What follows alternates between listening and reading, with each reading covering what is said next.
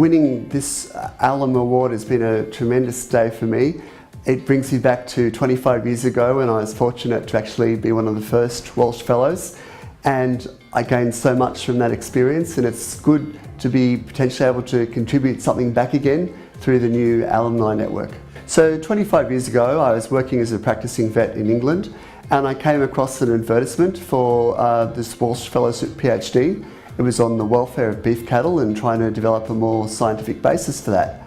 And I thought, that looks really interesting. How would you go about that? And so I was intrigued. It looked like a really interesting program, and so I applied.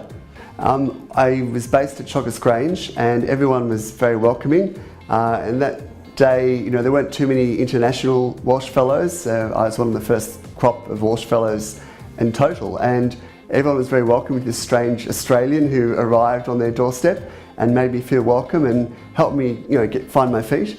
And from then on, the next 3 to 4 years were busy ones of research and getting to know people and building networks. So I'm lucky enough to continue collaborations with Teagasc and people at UCD and elsewhere in Ireland. And so I'm usually back here at least once a year.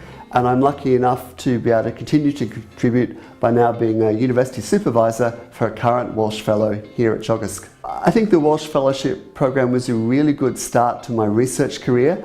Working with Teagasc gave me access to facilities, research animals and expertise, as well as tapping into the research expertise of university, and that was a really good complementary mix. And I think also the networks and research skills that I built really served as a great platform for hopefully what I've been able to contribute since then.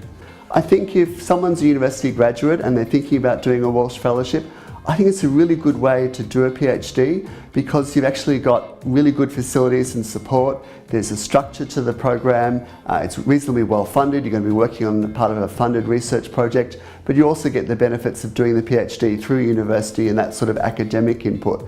So I think it's really good, and also provides linkages to industry so that for employability afterwards, it increases the options, whether it's academia, research, industry, or potentially policy, for example. I think for young people to be successful at anything, it's best if you can align what you're passionate about with what you do, because then it doesn't so much feel like work. And for those of us that are passionate about research, and you soon get the research bug, it's a fantastic way to actually do things that you love and earn a living, and often through international collaborations, build networks, go to really interesting places, and hopefully make a difference, whether it's for farming or for the food business or to people's lives. So what's on the agenda next for me?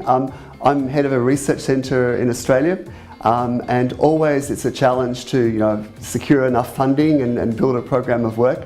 What's really next for me is I want to create the environment where the next generation of researchers can come along. So I still have active research programs, I still want to continue that, but for me it's also about trying to create the environment to bring through the development of the next generations of researchers who can hopefully do better than I've ever done.